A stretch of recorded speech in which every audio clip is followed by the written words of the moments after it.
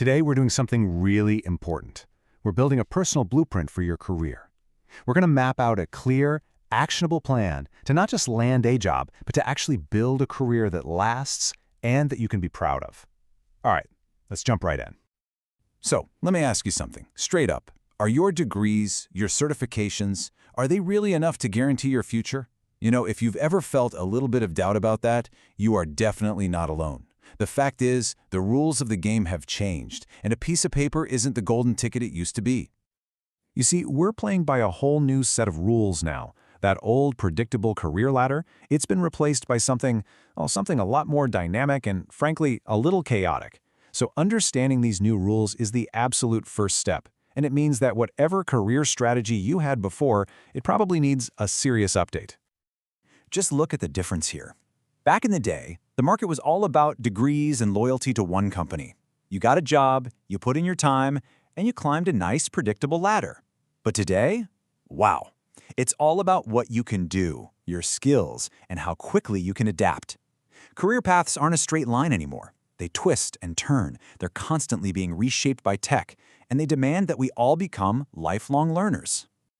So, what's behind this massive shift? Well, you can boil it down to four main things. First up, we've got these huge skills gaps that companies are just desperate to fill. Second, employers are now putting just as much weight on soft skills, communication, teamwork, as they do on technical ones. Third, you're seeing governments and schools pushing new programs to get the workforce ready. And finally, all of this is happening while technology and the economy are changing at lightning speed.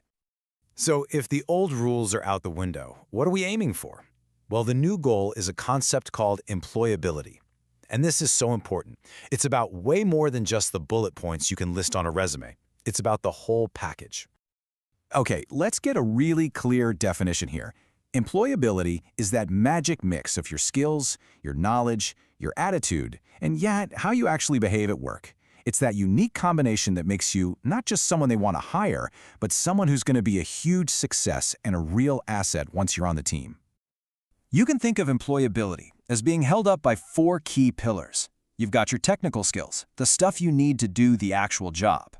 Then, your soft skills, how you communicate and work with other people. Add to that your personal attributes, things like taking initiative and having integrity. And finally, your workplace behaviors, just being professional and getting things done. If any one of these pillars is weak, the whole structure can get a little shaky. Okay, so we get what employability is. Now for the big question. How do we actually build it? This is where we get super practical. We're going to walk through a step-by-step blueprint that you can use to design your own future. So your blueprint? It's made of 6 essential building blocks. Think of it as your personal roadmap. We start with a really honest assessment of where you are right now. Then we set clear goals for where you want to go. After that, we plan the specific activities to get there, create a timeline, figure out our responsibilities, and identify the resources we're going to need. Let's dig into each one.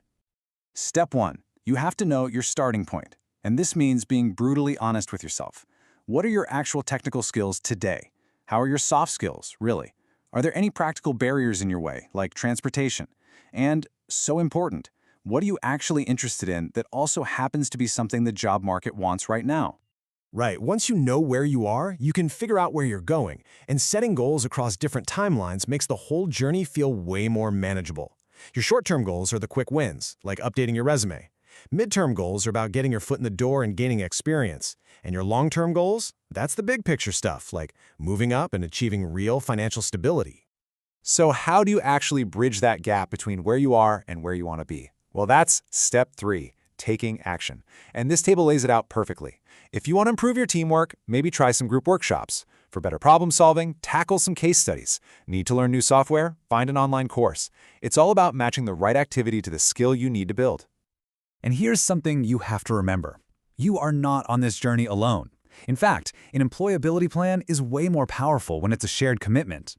Think of it like a pact, a written agreement between you, your support system, like a mentor or a career counselor, and maybe even a forward-thinking employer. That's what creates real accountability. Look, having a great plan is a fantastic start, but let's be real, execution is everything. So now let's talk about turning this blueprint into actual performance, because you know for sure there are going to be some hurdles along the way. Let's get real about those challenges. What happens if your motivation starts to dip? Well, you build in check-ins with a counselor. What if you don't have a ton of resources? Hey, there are tons of free online courses and community programs out there. Worried your goals don't actually match the job market? Use real-time labor data to tweak your plan. See?